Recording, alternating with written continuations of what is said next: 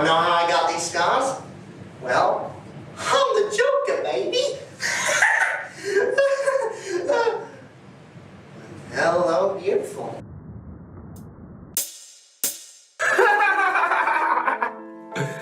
Miami is the new Gotham. It deserves a better class screen alone. Okay, the first thing you should know about any Rubik's Cube is that they're easy. Any moron, jackass, or Joker could solve one. Sorry, what? What? You know, we're living in a society. We're supposed to act in a civilized way. I don't want your sympathy. Fuck your help! Everyone's an expert on everyone else except their fucking selves. What do you get? I don't think so. When you cross a mentally ill loner with a society that abandons him and treats him like trash. So several years ago, I made, I guess at the time, my most controversial video. This is a very early primordial state for the channel. It was titled Edgelord Movies and the Man Who Loved Them. I don't know. I mean, I know exactly what I'm about to talk about. I know my shit, but just knowing the ways that YouTube videos and social media and internet communities work, I wonder if this will be received in the way I hope it will. And really, it was just a critique of sad white people movies or sad white men in general. In it, I discussed the long-standing tradition of the Edgelord character archetype and discussed the type of men and boys who are attracted to these type of films and why they're attracted to them. This topic and issue has been one I've returned to in some form or fashion multiple times on the channel. For one, is one I somewhat relate to, being, I guess, a recovered edgelord myself who grew up loving movies like Equilibrium, V for Vendetta, and Fight Club. The middle children of history, man. No purpose or place. You have no great war, no great depression. Our great war is a spiritual war. Our great depression is our lives. But more significantly, this is an area I studied in graduate school, where I did analyses on spree shooters, gaming culture, internet subcultures, etc. And this is because I've always had an interest and really a heart for the type of challenges and issues that face young boys who are, for whatever reason, socially marginalized and maladaptive to that experience of marginalization. Most of the time, and throughout most of my career on YouTube, I find myself wanting to be empathetic, some would say overly empathetic to this population, because I see the good and possibilities within them. I see the pain with them, and I see myself within them. And I genuinely don't think much is gained by mocking them or making them punchlines or targets for derision. At least not much is gained in the form of actually addressing their problems or the problems that they present. And for the most part, this has been a palatable through line in the times I've talked about this population. I'm still very proud of the breakdown I did of the Edgelord psyche in my first Manosphere video. I'm super happy with my Incels Make the World Go Round video, which I think was basically the spiritual follow-up to that whole series. And I think I even did a good job in my male desirability video, even though I know some did not appreciate my be yourself advice at the end. I'm not a dating relationship advice guy, y'all. I apologize. It is what it is. Overall, I think I've been as much of a gentle guiding hand to a vulnerable population of young men as possible from my specific standpoint. In fact, I've done it to my own detriment, as my channel has become quite the sausage fest over the years, and my affinity to leave myself open to engaging with these populations has also left me open to criticism and at times resulted in some negative experiences. I bring all this up at the beginning of this video to say a certain type of person that has actually watched me relatively regularly and come away with the idea that I'm just a male feminist who hates men or misandrist or whatever other words you all want to make up and is not interested in helping this population and just wants to point and laugh at the misanthropic edgelords like everyone else does. You can disagree with me on some of my takes, of course, but to paint me as the grifting misandrist is just not a criticism I'm going to take to heart. You can't have watched me with an open mind and come away with that unless you're the type that is so stuck in that headspace that you really shouldn't be watching me in the first place, because I'm just not where you need to be right now. But if you are like that, or hopefully a little bit further along than that, this video is kind of for you. See, while I'm very proud of my track record and efforts on this topic with this population, I've also become somewhat frustrated, maybe even disillusioned by how intractable some of these folks are, and how for some it seems like no matter how nice or gentle or logical or thoughtful the message or messenger is, they just won't hear it. They just don't get it. Maybe they don't want to get it at all. And after a while, you just want to say, fuck them. Fuck these knuckle-dragging, neck-bearded, dry-dick, bad-skin-having, no-holes-getting, keyboard warrior, bitch-ass, punk-ass, bet you not gonna say it to my face-ass, incels, nig cells, right cells, curry cells, and everything in between, motherfuckers. All of y'all motherfuckers in my comment section, subtweets, DM, and especially on Reddit, eat a dick, like, share, and subscribe. If it hasn't been made clear before, I'm making it clear now that going forward to a certain portion of that population, I'm not the person to help. For those super stuck in that worldview, the path out isn't going to start with me. I've moved past being annoyed, and I'm just going to focus on those who are here to learn and actually grow. And if you have to, go through, an Abba and preach phase before you get to me, cool. That may have seemed mean to some of y'all, and it may have been a little excessive. I may have been having a little fun there. A little trolling, as you guys like to say. Just getting some lulls. Is lull still a word? I've lost touch. I don't know.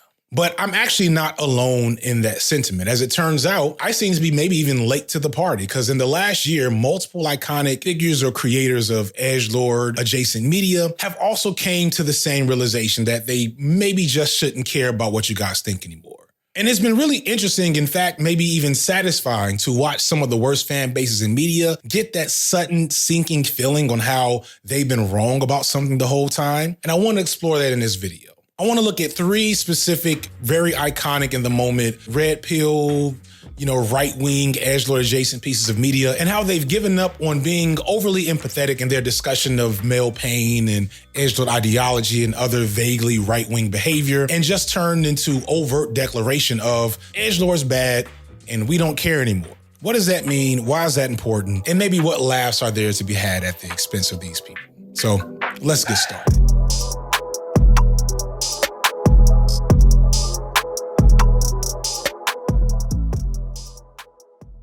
Let's define a few terms and review a little literature out the gate so that those of you unfamiliar with the subject matter can get somewhat grounded with the rest of us. And for me to level set a bit for the forthcoming, I'm sure, very civil and completely nuanced conversation that I know will come in the comment section. Of course, nobody's going to leave a long comment in the comment section before watching at least the first 15 minutes of the video, right? Right? You're going to watch before you comment? I'm not going to have to reply that to anyone. Let's see. According to dictionary.com, an edgelord is someone on an internet forum who deliberately talks about controversial, offensive, taboo, or nihilistic subjects in order to shock other users in an effort to appear cool or edgy. Going further, in their paper, Digital Games as Vehicles for Extremist Recruitment and Mobilization, scholars Andrew Newhouse and Rachel Cower had this to say. Expressing a hateful or heinous sentiment, and in the light of pushback or criticism from others, suggesting that the things they were saying are in jest. While true intent among griefers and edgelords is hard to assess, evidence suggests that these behaviors have contributed to widespread normalization of hateful language in gaming spaces as part of the culture of games. As this paper alludes to, the edgelord is a nebulous catch-all term for a problematic, predominantly white population, but it could also be described as like the alt-right or neo-fascist, Nazis, red pill spaces, incels, like that whole community of problematic white boys all in one spot. But for the sake of clarity, which there is no perfect clarity for this group, because some groups can be described by 2 or 3 of those terms, but not the other 2 or 3. And of course, they all want you to know that they're specific special snowflakes and that you shouldn't call one something that's related to the other. I'm just gonna call them edgelords and other things interchangeably throughout the video. So just roll with me here. Because all of these groups tend to have a high affinity for this specific edgy Sigma male archetype in their media. This paper goes on to discuss an important reason why this highly unique and online population is important to pay attention to. They go on to say, extremist groups have the capacity to build large, sophisticated, consistently evolving networks on gaming platforms. They can also exploit the mechanics of the games themselves to build propaganda and strengthen extremist identity, often in plain sight. All of this coalesced with what is now a large and very much growing body of research on what I think is best described as a pattern of antisocial online behavior that on occasion does spill out into real-world consequences in the form of doxing and harassment campaigns. And in the most rare and extreme examples, school shootings and spree shootings at malls or grocery stores, or maybe even black churches. We want to move now to the dramatic moments in the courtroom as Dylan Roof's chilling and disturbing confession to killing 9 people inside a South Carolina church is played for the jury. At times, Roof was laughing during his confession, and ABC's Steve... However, it's important to understand that the most typical negative outcome for this behavior is just young, predominantly white guys on the internet being little shits and developing more intense antisocial behavior and beliefs. And that behavior and those beliefs often contribute to further isolating them, which further deteriorates their own mental health outcomes and makes them susceptible to other negative health factors. Joey is 23 years old. He doesn't have a job. He's not in school. On a given day, he may not get up from his chair, where he sits sometimes for 2 days straight, smoking cigarettes and running chat rooms. Honestly, I feel more real here, sitting in front of the computer. When I go outside, I almost depersonalize a little bit and feel like I'm playing a video game. Spree shootings and school shootings, while awful, are very, very rare. And edgelords are annoying online, but if you cultivate your own social media and online activity effectively, you can avoid spaces if they exist when that's the case. For the most part, the edgelord's greatest risk is to themselves. So why is this significant to media? Well, for the most part, the development of edgelord behavior is often a reaction to poor social efficacy in their environment and community. This can be due to a multitude of factors such as poor social skills, mental and behavioral health challenges, poverty, niche interests, neurodivergence, physical unattractiveness, troubled home lives, etc. Or a combination of those features, which lead to antisocial behavior and can make a variety of escapist experiences attractive to them, i.e. media, TV, video games, comics, etc. Is your day-to-day school life a struggle? Is your home life traumatic? Then imagine yourself as a protagonist in your favorite anime or power fantasy video game, or John Wick. They know you're coming. Of course. But it won't matter. Further, you can mark your online presence with these avatars as a representation of your interests and beliefs so that others will find you, and then suddenly you have a community of edgelords, which is a key element to this behavior that is under discussed, but I did touch on that in Incels Make the World Go Round, so I won't go over that again here. The media that attracts these types of young men is what I'm gonna call Sigma-coded, i.e., coming from that Sigma male meme that got hot a couple of years ago, that actually, if you think about it, isn't really a new thing. The Sigma male meme and concept may seem like a silly online thing, but it kind of perfectly codifies a lot of the aesthetics and internal logics of this type of media. The Sigma male, for those who don't know, is this silly, but to many super serious combination of traditionally idealized masculine traits and antisocial traits, constructed, in my opinion, as a coping mechanism for the aforementioned young men with poor social efficacy to create an image of traditional masculinity that they can reasonably aspire to. A lot of people say, well, this was just a meme and a joke, but what you'll find with this population is that they're always trying to hide the more concerning and heinous elements of those communities, and it's just jokes, it's just memes, until you see that it's most definitely not from their behavior. Sigma males are the wild cards of the social hierarchy. Unlike alphas who might resort to aggression or betas who often back down, Sigmas operate on a different wavelength entirely. These men don't follow a predictable playbook.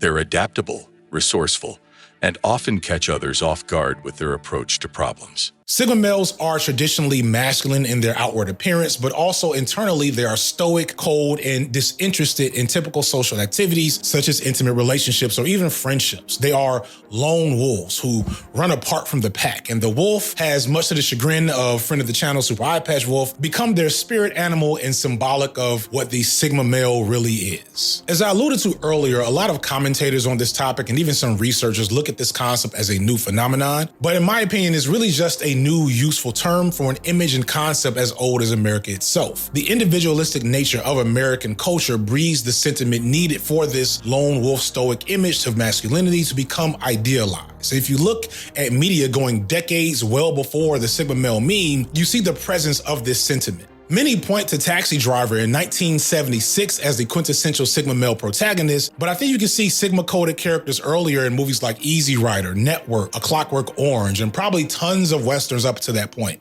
Did you bring a horse for me?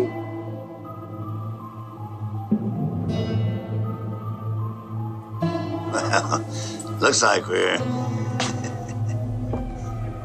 we're shy of one horse.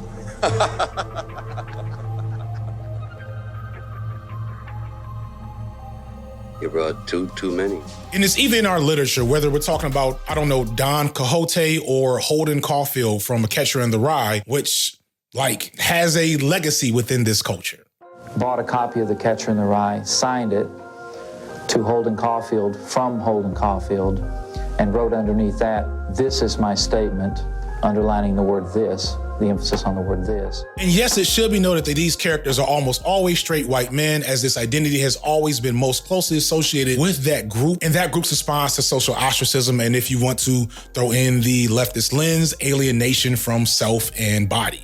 That said, although it seems to be a uniquely white phenomenon, I'd argue that there are also black versions of the sad white guy movie trope, just like there's black versions of the impossible white guy movie trope. Movies like Menace to Society, Baby Boy, Antoine Fisher, Creed, books like The Invisible Man, all of them definitely have main black male characters who are still Sigma coded in different forms of fashion. Now, race changes a lot of other dynamics within those books and films and video games, but the core aspect that attracts a specific type of viewer remains the same. This isn't about bringing them back or even exacting some street justice. It's about making that bastard feel what it's like to lose everything. Watch as I take it all away from him. In many ways, the Sigma male is a reimagining of the outlaw or anti-hero archetype who is railing against social norms that they have noticed, or really all of us should have noticed, don't work and aren't right for a lot of people. We know things are bad, worse than bad.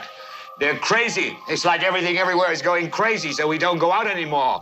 We sit in the house, and slowly the world we're living in is getting smaller, and all we say is, please, at least leave us alone in our living rooms. Let me have my toaster and my TV and my steel-belted radios, and I won't say anything. Just leave us alone. Well, I'm not going to leave you alone. I want you to get mad. And in this, the framing of the Sigma male Edgelord coded character has a lot of positive attributes as well, as they're fighting against unjust systems. And so you see heroic Sigma coded characters like Batman, Wolverine, and the aforementioned John Wick, who are at their core heroic or good, despite their antisocial, often anti-hero and anti-establishment traits.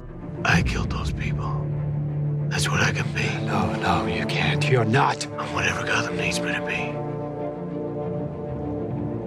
Going in. But that's kind of the problem. Travis Bickle is not a good guy. He is not depicted as a good person in his movie, and it should be understood by anyone who watches him that this is not what you want to be like. However, he behaves in a way that is very similar to Wolverine and Batman and John Wick. And we spend as much time understanding and empathizing with how he became who he is as we do with characters who are obviously coded as being heroic and righteous in their acts. And that can become confusing. And if not confusing, then at least blurry to those who are struggling with the balance of these types of identities and which type of behavior is more admirable and where they might land ideologically. And considering where some of them do land and what behaviors they do exhibit, contributing to enriching this specific social identity of the Sigma male, the Edgelord, the lone wolf, whatever you want to call it, not really a good thing for society as a whole. In the introduction to their thesis on Sigma males, media studies scholar Matteo Valdivia writes the following about what Martin Scorsese, the director of Taxi Driver, thought about it some almost 40 years later.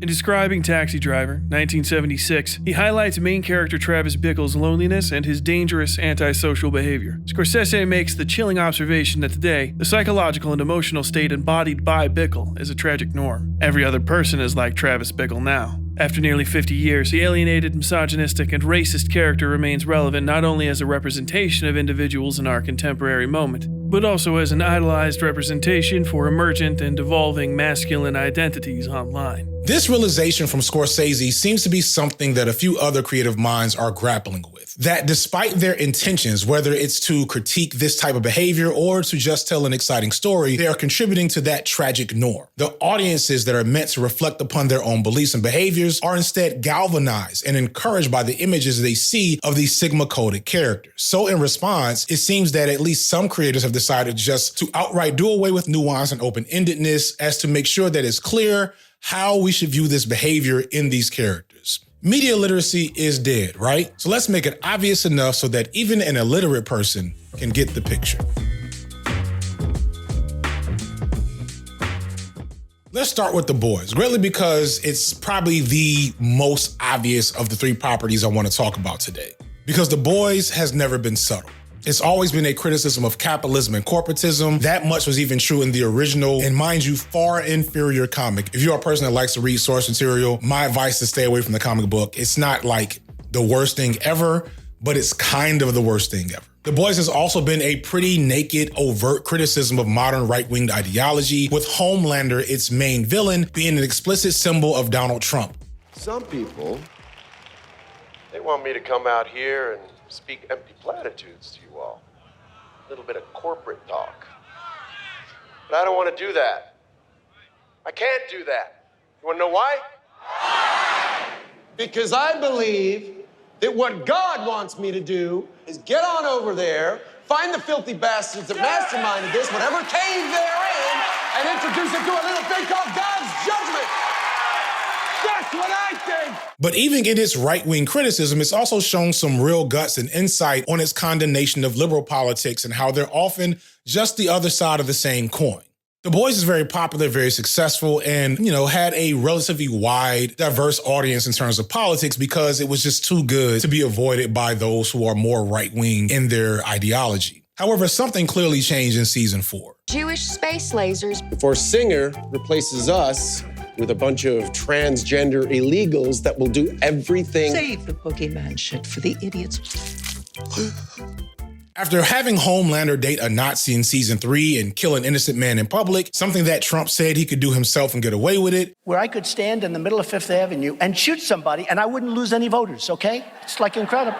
It feels like the show was like, okay, these motherfuckers really aren't getting it, so we're gonna be even less subtle and more alienating to this right-wing fan base. So they made one of the more popular characters have a same-sex relationship, including explicit man-on-man kissing and implied sex, which makes a certain type of guy cover their face like an 8-year-old seeing boobs for the first time with their parents. One of the new villains is an on-the-nose representation of Marjorie Taylor Greene and Lauren Boebert, two right-wing politicians that are really perfect for this type of show. Are Jewish space lasers brainwashing you into joining their shuls? According to Q, now I'm saying according to Q, again, I don't have any proof of this, but we're talking about who is Q, so I'm going to tell you what he says. According to him, many in our government are actively worshiping Satan, or they call Moloch. One of the more interesting changes was the introduction of another new villain, Sister Sage, a black woman that is really far more challenging than the show gets credit for. The lazy analysis is to see Sister Sage as a black woman aiding in literal white supremacy and think, oh, Candace Owens, or the usual tap dancing sellout black women that you see with the Republican Party. But really, Sister Sage is more comparable to another black woman seeking power, serving a similar role. But we don't have time for that right now. Why would you do this? To see if I could. Thank you. This was so much fun. And this creates a lot of changes with the main villain of the show, Homelander. Homelander has always been a villain and overtly pretty awful. Go ahead. Release it. Let's light this candle, huh? I mean, sure, I'll lose everything, but then I'll have nothing to lose. But there was often a subtle element of humanity and struggle within Homelander's villainy. I get why some edgelords identify with Homelander because most of his problems and challenges are responses to his reality and his existence to which he had minimal control over. And this is a through line for edgelord Sigmund Bell ideology and behavior. When you look at The Crow and John Wick and Walter White and Rick Sanchez, etc., you see that their response, while misanthropic, is at least in some specific way justified, even if it's negative. And we get that with Homelander. So what if I took you to a house you'd never seen before, full of photos of parents you never met, toys you never played with, Hardy Boy books that you never read. And then I asked you how much all that fake fucking bullshit meant to you. In earlier seasons, we're meant to empathize with him. We recognize his maternal ruin and abandonment issues and the fact that he was raised in the lab with no parents, no family, and how this translates to his preferences with women. Are you thirsty?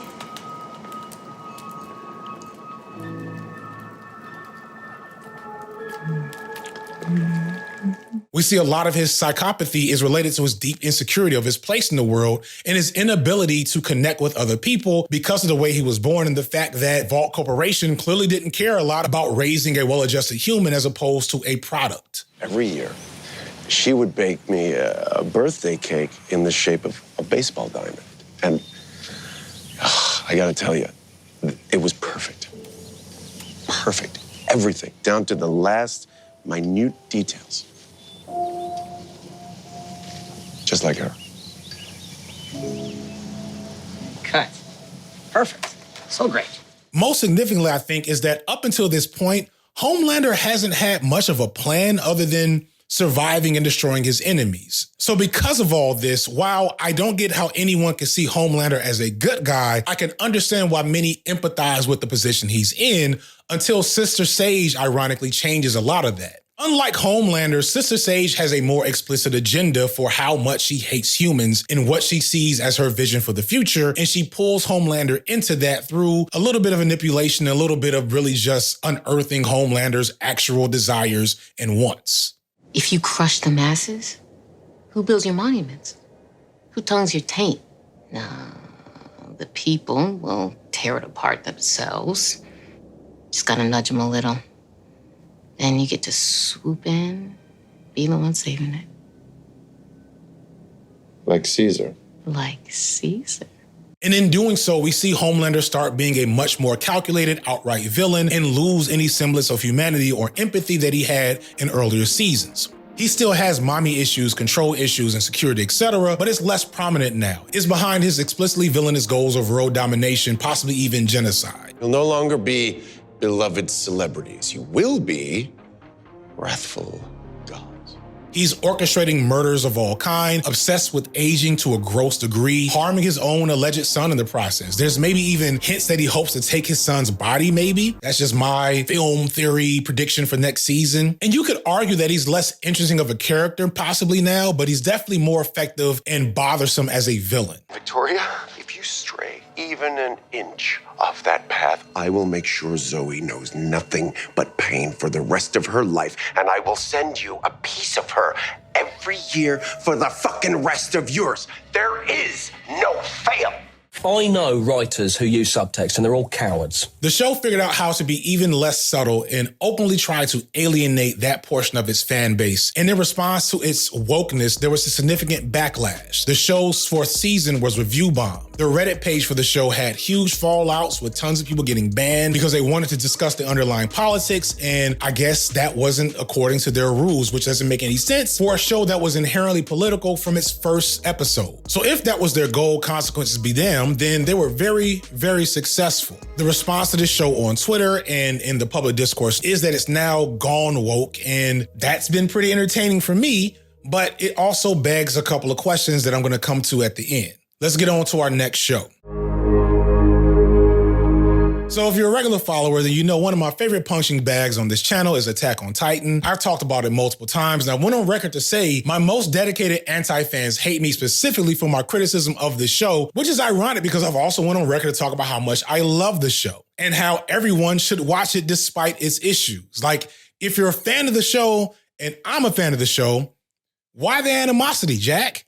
Why so much hate when we're all just Attack on Titan fans here? Except I think I understand it better than you, and that's okay. That should be fine. But instead, it seems like other fans of the show don't like that I have this opinion on the show's themes and flaws. And for some reason, that really, really frustrates them. I wish I could show you all the Reddit threads I've seen. I'll leave all my old Attack on Titan takes in the description for you to judge for yourself, as well as some videos that I think did things better than I did. For instance, I gotta show a little love to A Man of Many Cats, who I think did the most balanced and accessible assessment of the show's issues and how it handles war and fascism. His video was the first I watched that talked about the character Erwin Smith and how he's a direct reference to Erwin Rommel, a literal Nazi general, and how they match up in some uncomfortable ways that really make the whole "this is totally not a fascist show" argument not hold up as well as some of y'all think, but that's not the point of this video.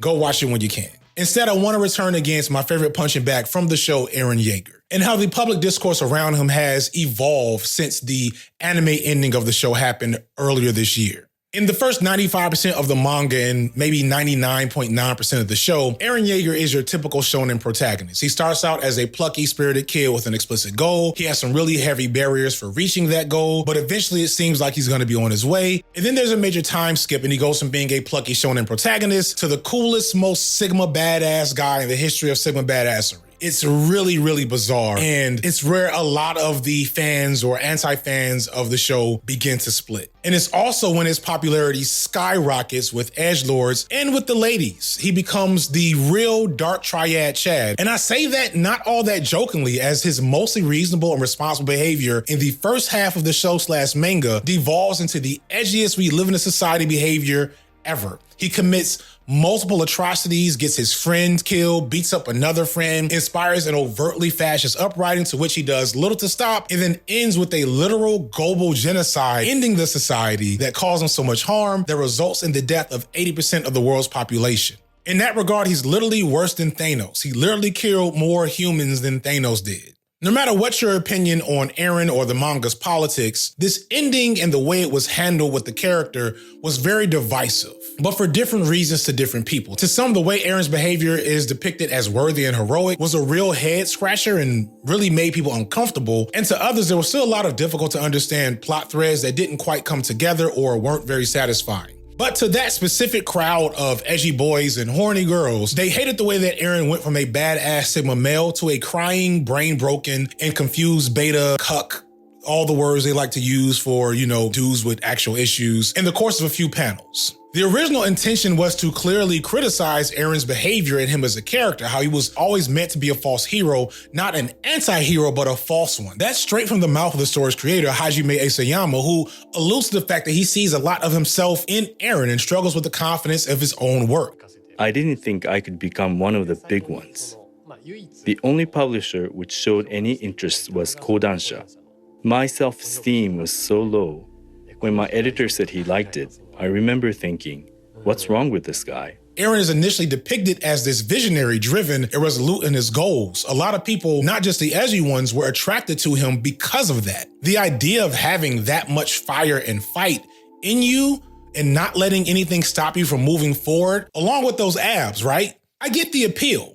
But it's also clear that Eren moving forward was bad for everyone else. And I think some of his fans didn't seem to get or care about this fact as long as they could project their fantasies onto the character. And in the end, when it's revealed that Eren's whole moving forward shtick was an act and he was actually being compelled and controlled by other forces outside of his own, that he was really just a lost little boy, scared at what was happening to him and what he was doing, that really undoes the Sigma iconography and ruined him in his fans' eyes. And you get why, because that is who they really are, and that's not what they wanted from that story and that character. And so this pissed off his fanboys to the point where they were claiming that it had to be fake or saying that Isayama was forced to rewrite it and all kinds of other stuff. And they really hoped that the anime version of the story would fix this obvious mistake and they would get a more satisfying version of the character they fell in love with. But instead, it just got worse. No, break my heart. I don't want her to find someone else. I want to be her one and only love, even if she does get over me. I think it should take her 10 years at least. In the anime version of the ending, they purposely downplay some of the more concerning messages, like when one of the characters thanks Eren for committing a global genocide. So they made some changes, but they didn't make the changes that this population wanted.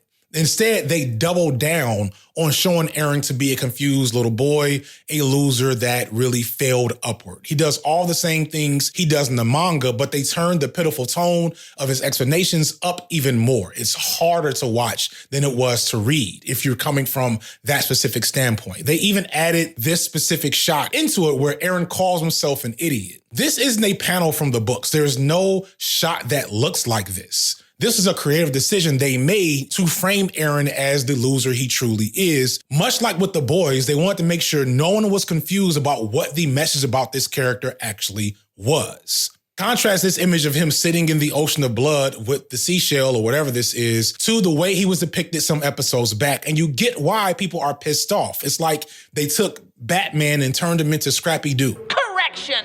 The new improved Scrappy! Is Scrappy-Doo old to y'all? Scrappy-Doo is really fucking old. Needless, help me. Give me some. Scrappy-Doo, but like for Gen Z, right here. I don't know. We'll see what happens there. My personal theory is that this came directly from Isayama. As I mentioned earlier, Isayama is on record saying that he identifies heavily with Eren. He's also on record saying that no one made him change the ending and that this is the ending he's always had in mind. Most interestingly is that he often said he never felt comfortable with his success. He struggled with feeling inferior, and when he first started Attack on Titan, he thought that it'd get canceled pretty quickly. And once it became a huge phenomenon, he was shocked, confused, and in many ways horrified from his own success. になる可能性が 80% だったんで、その 20% の生き残りになることが目標だったんで、あと絵が下手だったんで、それは難しいだろうと。打ち切りにならないことも難しいだろうと思ってました。こんなになるとはとても思ってませんでした。ニューヨークまで来るとは思ってませんでした、本当。Much like Eren, a lot of people looked at him as this visionary figure making amazing works, which to be fair, he really was, but he saw himself as more of what we see Eren as in the ending of the manga and anime. And again, for your stereotypical edgelord who fantasizes about this, who wants this image to aspire to, having the plan and the power to enact that plan, having the power to destroy or maybe even recreate a society that better fits who they are, that is what Eren did, and they just kind of shit all over it. I have a little more empathy with these guys more than the right-wingers with the boys, because again, the boys was not subtle. Are Jewish space lasers brainwashing you into joining their shoals? But Attack on Titan at times was, or at least required more analysis to see what was really happening. But Attack on Titan also has the problem where they don't really commit to their themes. You can't try to present an anti-war, anti-military message while also having the epic military battles with Sakuga-filled moments of badassery. A lot of regular viewers don't get the intentions and will be angry or at best confused when you take their main protagonist who's been shown like this for several years and then suddenly show him like this. I don't want her to find someone else. So despite my antagonism for the community, I do feel for them because it does feel like a bait and switch. But it's not the biggest bait and switch that happened here. Let's talk about the most recent Joker.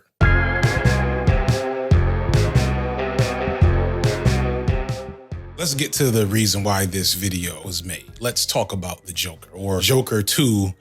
Fuck it. I should have looked up how to pronounce that before I started filming, but I don't care. The movie doesn't deserve it. There's a ton to say about the entirety of the Joker character apart from the two most recent solo movies. As a nerd who grew up in the 80s and 90s, it's interesting seeing how this character has become bigger and bigger and bigger over the last 20 years in pop culture and gone from this campy and over the top, low-key queer-coded character that was beloved but not iconic and idolized as he is now, the legend that is the Joker. Some of that low-key probably has to do with late capitalism, but mostly I think it's from the undeniable high point, which was Christopher Nolan's Dark Knight movie, which gave us the most popular rendition of the character, possibly of all time, in Heath Ledger's Joker. I believe whatever doesn't kill you simply makes you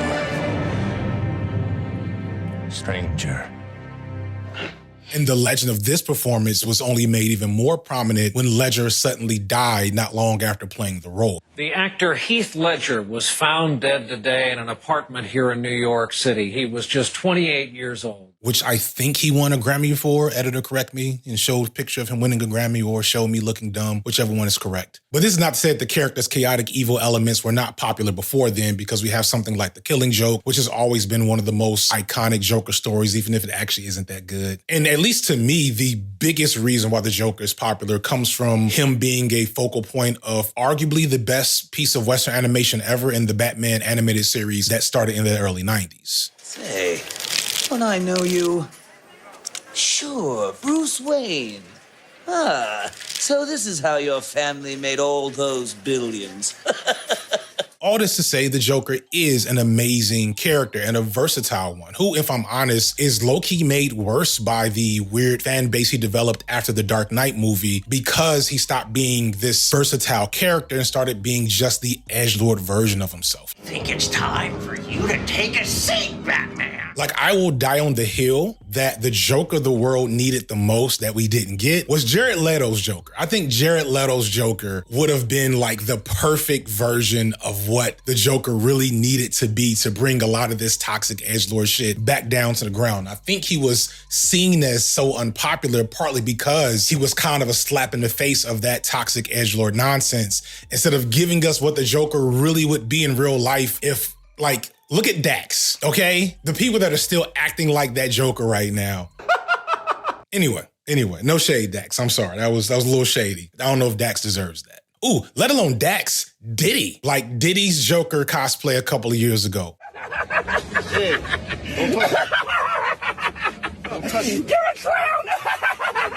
You don't like me, you motherfucking front. Get to it, bitch.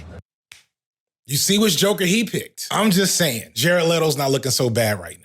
What do you do when a side character is arguably more popular and compelling than the hero he shares a story with? Well, if you're Warner Brothers and you're fucking stupid, you give him his own movie, of course. And that gave us a Joker film in maybe 2019, 2018, which was very divisive, but unequivocally a success in the box office. And critically, I think it was nominated for plenty of awards. Some simply appreciated a good and interesting film with some homages, some would say outright burglaries of other better films from director Martin Scorsese, such as The King of Comedy and the aforementioned Taxi Driver. And it had, at least in spirit, an overall good message as it attempted to critique and analyze the Joker's appeal to that specific type of young man who feels put upon and betrayed by society and finds a sense of liberation and inspiration with the chaotic sociopathy of the Joker. The first Joker movie understood that it had an audience locked in to see what it had to say, to see what it was going to say directly to them. And it wanted that audience to feel seen and heard within the film, even as it attempted to criticize and preach to that audience.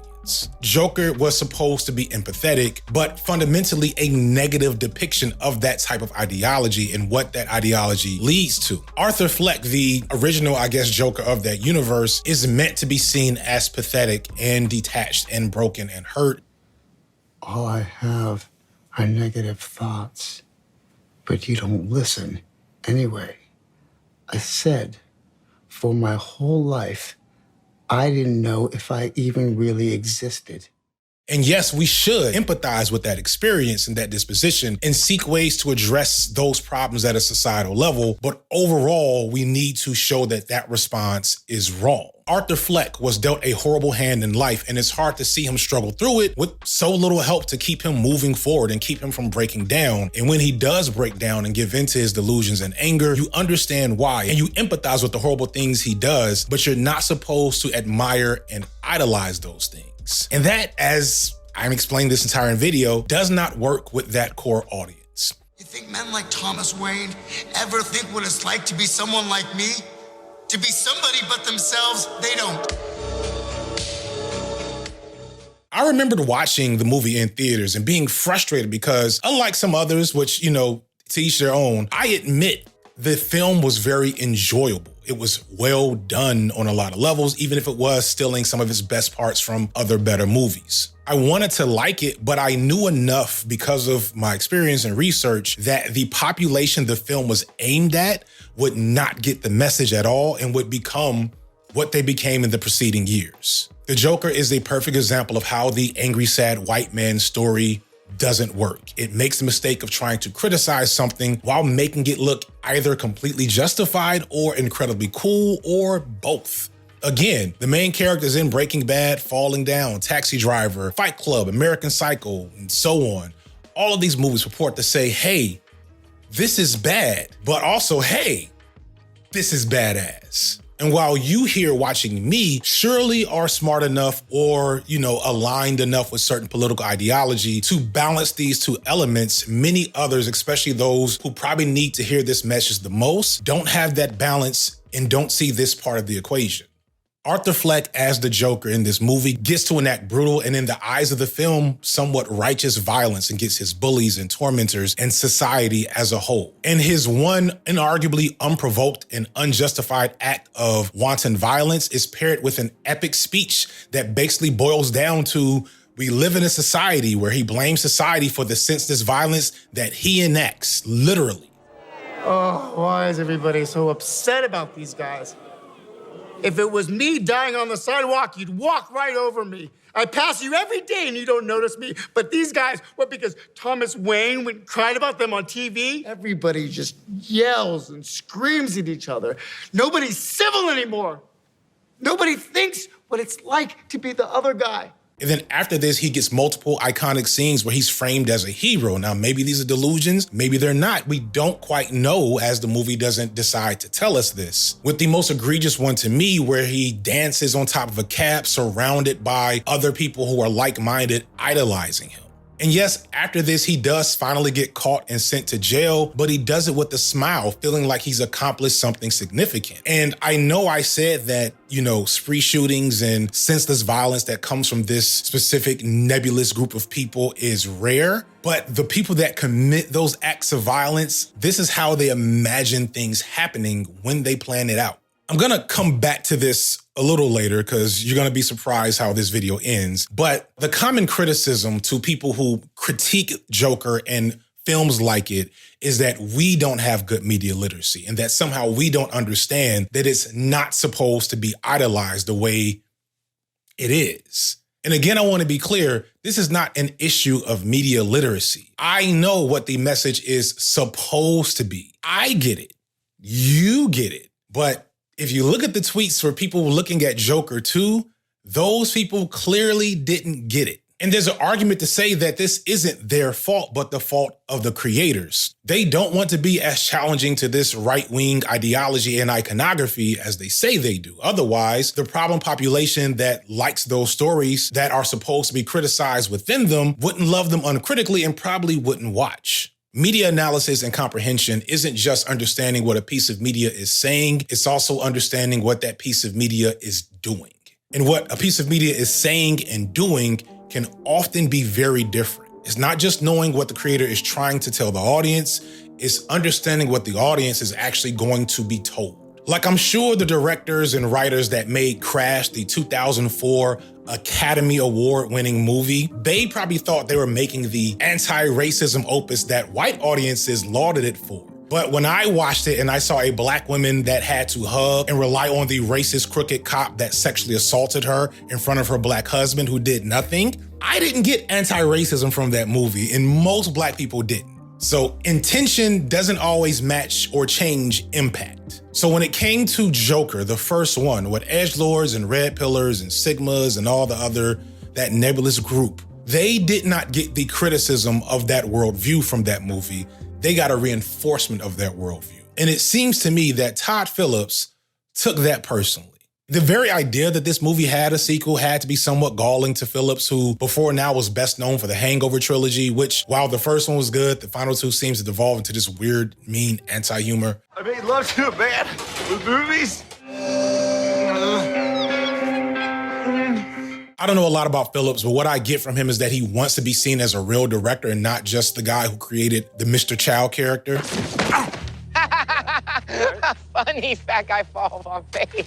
I can't call it on how that should work for him, considering the spottiness of his film catalog. Either way, it's clear that he had a score to settle in his head when directing The Joker 2. I've personally floated the idea that the movie is bad on purpose. I don't know if I'll hold on to that take that much going forward, considering that the movie is $200 million and it's like, who would allow that to happen? But again, we are talking about Warner Brothers, and they are one of the most awfully ran movie studios in existence right now. Don't forget that they vaulted a fully finished movie that people seem to like just to write it off their taxes, among other things. But then you do have reports that Phillips wanted nothing to do with the DC production universe and didn't really report at all to James Gunn during the filming. It was also not screened in a lot of ways before its initial release. So whether or not you think it was bad on purpose, it definitely purposely wanted to alienate its core audience in the way it was done. At a minimum, regardless of what you think about this movie, you have to understand that aside from a couple of really tacked on feeling elements, it does not want to be seen as a comic book adjacent superhero world movie. It does not play into that world much throughout the film. That it was sort of an anti-comic book movie, so to speak. That it was a character study, a deep dive, and really a movie, that explored mental illness, that explored compassion, that explored all these sort of things we wanted to do under the guise of a comic book film. In fact, I'd argue it does a lot of things to purposely alienate itself from anything related to those types of movies. First and foremost, for no apparent reason, Joker 2 is a musical.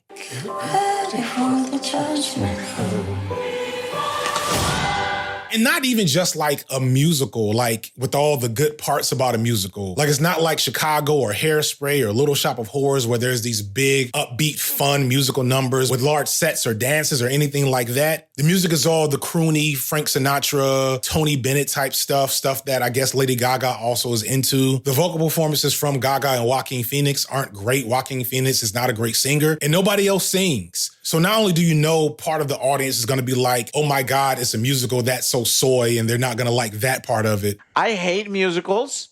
I do not like anything with interpretive dance. I find it very cringy and it makes me upset. Anybody that might like a musical is still not going to be entertained because it's just not a fun musical or even a dramatic musical like Les Miserables. I don't know what the music is for other than to just be different and artsy, which it still doesn't do well. And again, it makes me think that there's a purpose to how alienating that would be, because there's this really like meta moment toward the end of the movie where Joker is trying to talk to Harley Quinn and she starts singing and he's like, hey, look, can you stop singing for a second? I really need to talk to you like a normal person. Could you just stop singing? And I don't know if I'm supposed to laugh, but I did. But even beyond that overtly weird choice, the movie also chooses to basically say the first movie isn't real. Like the Joker from that movie, the way that movie ended, doesn't exist in this movie. This movie starts out with this animated like short where Arthur Fleck as the Joker seems to be being controlled by this shadow figure. And that was nowhere in the first film. And the film kind of revolves around this idea that Arthur Fleck is one person and the Joker is this alternate like identity that he doesn't have control over. And that's part of his legal defense. And like a psychiatrist trying to say that, but then the Joker refused it at the end. And I honestly don't know what I'm supposed to think other than to look at the events of the first movie as if they don't count. As such, in this movie, he's barely the Joker or even any remnant of the Joker.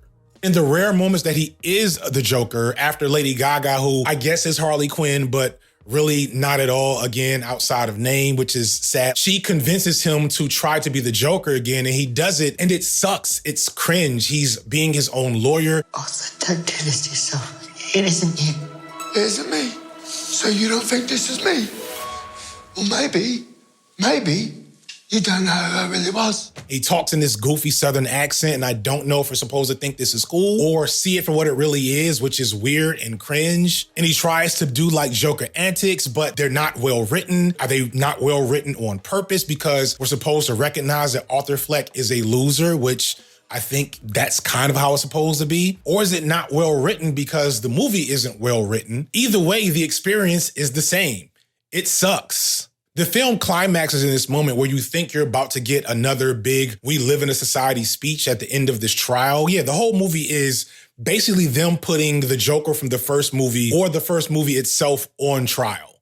And yeah, that's a choice. So he sits down like he's about to make this speech and then he just doesn't. He says, I'm not really the Joker.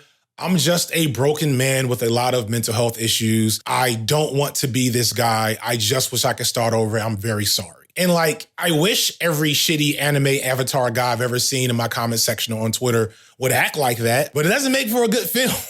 Like, as a final nail in the coffin to make sure that nobody is confused as to what the message of this movie is and how Todd Phillips feels about the fan base that came to love the first one. Chaos ensues at the end of the trial, and Joker has a chance to escape with two fans that idolize him for his antisocial behavior. So they're literally stand-ins for the fans of the original movie. And they get him in the car, and they're escaping with him, and he's not going to go back to jail, and maybe he's going to go be the Joker. But I think the Joker here is Todd Phillips, and he hears the two acolytes talk about how they're going to tear things up and destroying society and all that stuff. And Joker has this look on his face like, man, fuck, y'all are weird. I don't want to be here. And he jumps out the car. He escapes from his own fans, from the fans of the original movie. And so when you look at some of the tweets about the Joker, about people walking out on the film, like, I don't know if bad on purpose is fair, but it definitely was a fuck you to that fan base. And I shouldn't laugh. But what else are you going to do? And I wish I could keep laughing. I wish I could just take this moment to gloat about being right here, right? But then I tried to actually make a video out of this victory lap. So how's this for a plot twist? I'm wrong. This video started out as a B-sides where I would, do a victory lap on those previous takes on the topic after seeing the response in real life people. Like I don't think Todd Phillips or anybody that wrote The Boys saw my old Edgelord video, but I definitely feel like they felt there was a need to be more explicit and direct with their messaging so that they wouldn't be criticized the way that I tend to criticize this type of media. But as I wrote it, more ideas developed, and then I thought about the Attack on Titan thing, and I did a victory lap about that already.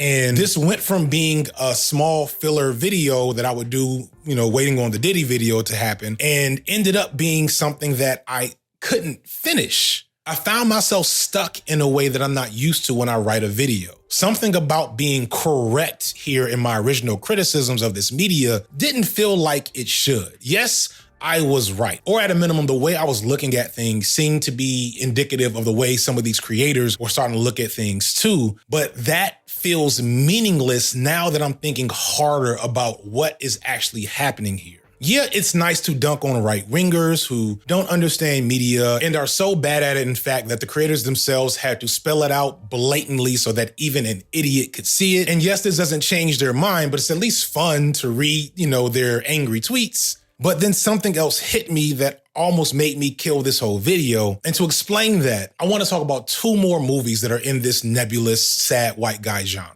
These two movies are Nightcrawler starring Jake Gyllenhaal and Drive starring Ryan Gosling. I may have actually gotten these dudes mixed up, to be honest with you. They're darn near interchangeable. The movies are different, but even their posters are damn near the same. And both films follow morally dubious, Sigma male-coded, lonely, sad white guy protagonists that fight to survive and make sense of a world that has no real place for them, yada, yada, yada. I don't know how long this video is, but you know.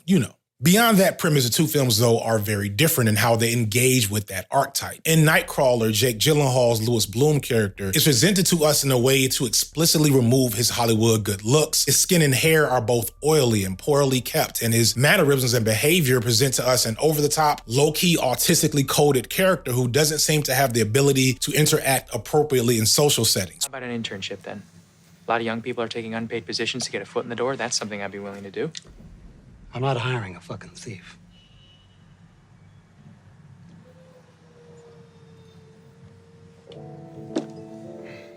His performance is unnerving in every way. We're still intrigued by the story and the character, and it's a good film. I want to be clear that both of these movies I really enjoyed, but at no time are you watching Nightcrawler looking at Louis Bloom and saying, yeah, he just like me for real, even if he low-key is. I didn't say that. On the flip side, Gosling's character in Drive is arguably just as autistically coded, just in a less overt manner that's easier to digest. Instead, his detached behavior and similarly underdeveloped socializing abilities come off as cool. He's so cool, he doesn't even have a name in the movie. He's just the driver the whole time. He wears a cool scorpion jacket, it has cool driving gloves and cool driving skills and a really cool hammer that he uses to help, communicate to people his real feelings about how cool he is. And while if you're paying attention, with good media literacy, you might be thinking maybe this guy isn't so cool, the movie still doesn't want you to think too hard about that.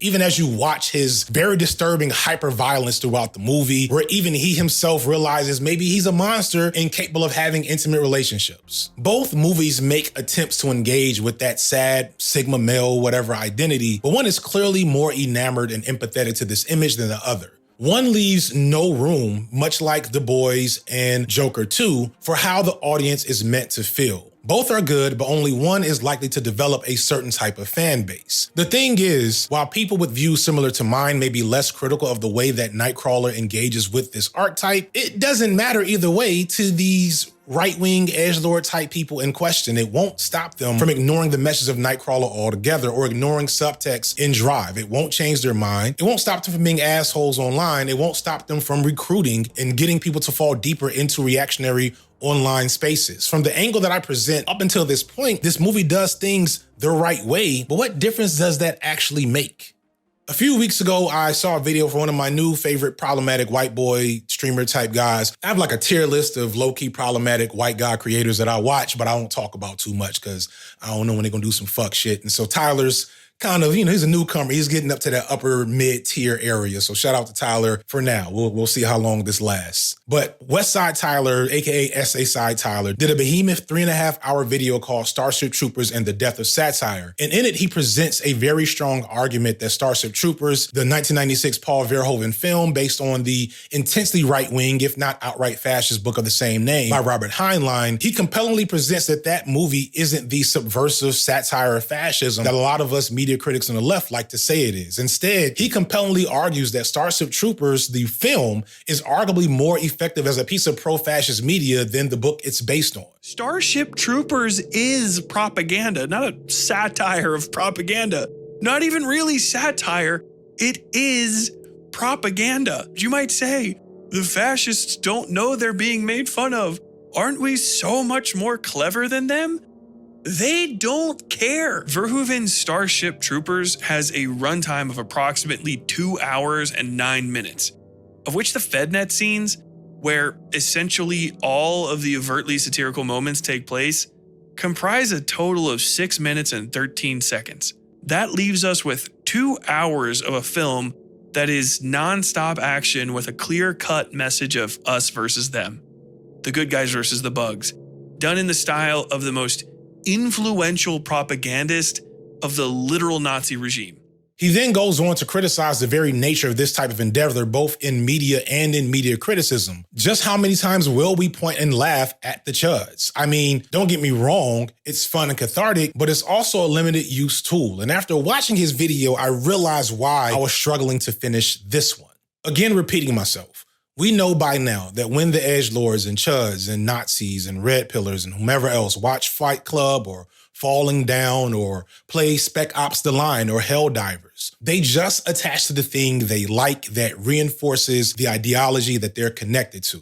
And we either shout at them the parts that they miss, or we laugh amongst ourselves about how they're too dumb to get it. And that's fun, but it's important to engage with the fact that I don't think we're getting it either. My core argument up until this point has been that if the media allows itself to be misinterpreted, then we need to be critical of said media, regardless of what its intentions might have been, because said media is still reflecting a certain ideology, even if it's saying that it wants to criticize it. And I still feel like that's true to an extent, but I need to amend that because, ironically, having been proven right in this light forced me to see the limitations of that being the strategy to take on. Because here's an important point that I need to drive home that I've dabbled in, but not really solidified. The Boys season 4 is the worst season of the show.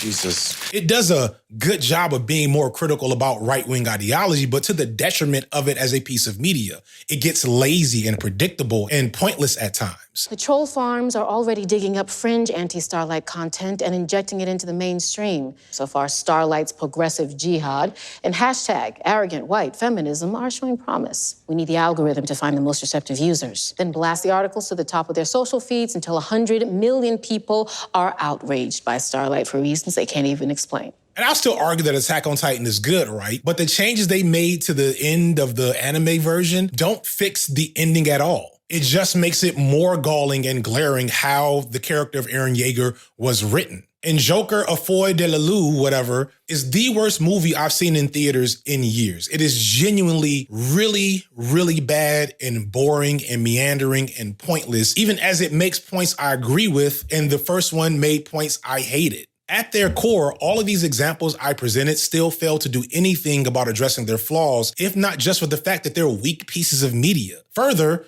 Fight Club is good. Taxi Driver is good. Breaking Bad is good. Rick and Morty, and yes, even the first Joker are good in their quality, regardless of the flaws in their messaging. So no, the response from creators shouldn't be to do what the Joker 2 did or what The Boys season 4 did or what Attack on Titan did. If these media really wanted to address the audiences that misunderstood them, they should have first been good. And therein lies the question, can you make something good that still accomplishes the intended goal? And I answered that by talking about those other 2 movies, Drive and Nightcrawler. No, they still wouldn't get it. So if there's really no fixing that problem through the media, I'd rather watch something well made and entertaining with bad politics than watch something poorly made and boring with good politics, especially if all I'd end up getting out of it is the smug satisfaction of being right. Because I gotta tell you here on the left, that smug satisfaction of being right is getting us killed. So what is an actual solution here? What is my updated and amended take on all this stuff? Should no bread tuber ever again make the X media is bad and here's why video? No, in fact, we probably still need more but better versions of that with maybe just some tweaks. In the conversation on the Signified podcast channel, I talked to one of my mentors, Diallo Kenyatta. He makes this point that sharing knowledge and educating really isn't enough considering the state of affairs for our world right now. So our problem is not lack of education. Our problem is we don't have counter indoctrination and counter propaganda. This is not simply about teaching a student. It's about waging intellectual and psychic warfare.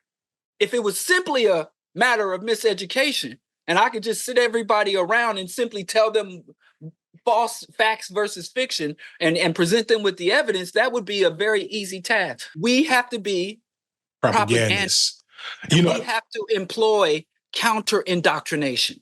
It's not a fair fight, and we should not fight fair. Yeah, we definitely need to continue to deconstruct these stories and pull out their meanings and put them on display for everyone watching to see and understand better than maybe they would have without our help. But as Diallo speaks to here, we need counter indoctrination. We need counter propaganda. We need less stories about sad white men that save today with inherently right-wing antisocial behavior where we say, see, look how bad that is and look how good we are for noticing it. Instead, we actually need stuff where we imagine the world we're fighting to see coming into fruition and imagine battles we actually have to win that world. We need more stuff like Star Trek. Shout out to Jesse Gender. We need a world where they've already fixed so many of the problems that we suffer under now, and they're just adding new shit because they're traveling into space. We need more stuff like Sorry to Bother You and I'm a Virgo from Boots Riley, where revolutionary action is imagined, even if it's in absurd and bizarre ways. That's what we should be talking more about. The stuff that's actually good, not good actually. You get it? But that also requires a bit of reframing about the way us as creators and consumers think about media and media critics. One thing I had to understand while making this is that media reflects culture and society. It's a product of social attitudes, not a producer. The stories that we tell that include bad politics don't cause bad politics. They're the effect of bad politics. And we forget that when we do our analysis and explain why thing bad is bad. And that lends itself to an overinflated sense of the value of what we do and just being able to recognize the harmful messages in the media. We think because I or insert your favorite video essayist here says thing bad and here's why, that we have somehow solved the problem of the thing being bad. But that's not the reality. The reality is that we live in a society. And that society does produce media that is right-wing and edgy or maybe even quasi-fascistic, even when they're trying to critique those things. And we won't be rid of that flaw problem in our media until we are rid of that flaw and problem in our society. And that's a far bigger task than liking the right type of media or having the right take on a piece of media or watching your favorite video essayist break it down. But it is something you can do. And fixing that problem in real life requires real life action, organizing, civic engagement, mentoring low-key. Like if you're really worried about the type of boys that are drawn into a Joker or Attack on Titan or whatever, talking to them directly when they're preteens and younger is the best way possible to make sure they're never following Andrew Tate and insert whoever else is here when they become teenagers. That's how that's actually accomplished, not sending them one of my videos. But we're getting off topic. So all you neck, bearded, dry dick, incel, nickcel, curry cells, yada, yada, yada, who actually made it this far in the video, first off, thank you. Secondly, I'm sorry. I got a little carried away. It's still fuck you guys, of course, but let's focus on some commonality. Put your favorite sad white man movie in the comment section. Extra points if you explain it in the edgiest, most Sigma way possible. We'll have a big old edge off. We'll have a big old edge off in the comment section going forward. And maybe put your favorite deconstruction of one of those movies that you like. Like, for instance, I really love Aronofsky's queer reading of the Matrix films. That completely opened my eyes to a way different way of viewing those films. I went looking for a good Fight Club video essay on its queer themes, and I didn't see one. Like, the only one that I remember is like 10 years old from Rantasmo. Like, that's an OG video. And I feel like a lot of you haven't seen that one. It only has 40,000 views. And that shows you that we still need more stuff like that. The fact that Fight Club does not have an hour-long Fight Club is gay actually and here's why video, like, I feel cheated. I feel cheated about that one. With that in mind, there's a great new video on a classic work of subversive media, the 2012 video game Spec Ops: The Line, done by fellow Nebula member Jacob Geller. Geller is one of those top-tier video essayists that if you like this type of content, I'm sure you'd appreciate. And if you really like Geller, you'll probably like the half or dozen or so videos he has on Nebula that aren't on his main channel just in the last 6 months. Yeah, Jacob Geller puts a lot of smaller niche videos on Nebula that aren't here on his YouTube page. Same thing for Maggie Mae Fish, T1J. In a perfect world, we put all our stuff on YouTube and not worry about it. But unfortunately, things don't work like that. Instead, we have to pick and choose carefully what goes on YouTube because of YouTube's rules about copyright and monetization, or just because some videos, such as my video about the queer coding of Tupac throughout his career, just won't find the right audience here.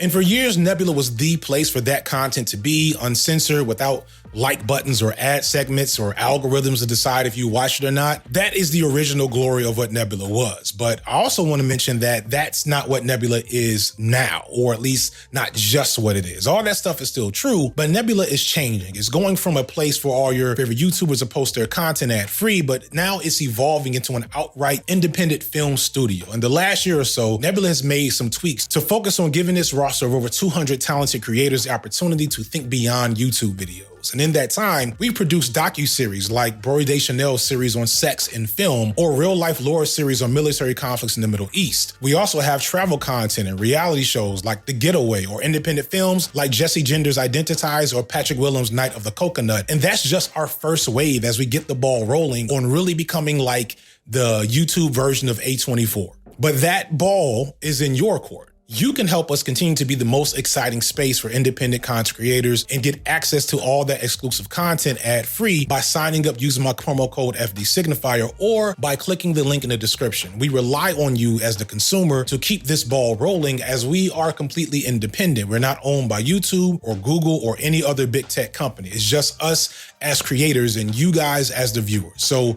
help us keep things moving by joining us today. Thank you so much to Nebula for sponsoring this video. Thank you all for watching this. Don't forget to check out my Patreon as well as my other channels and my socials. That's pretty much it, y'all. Peace.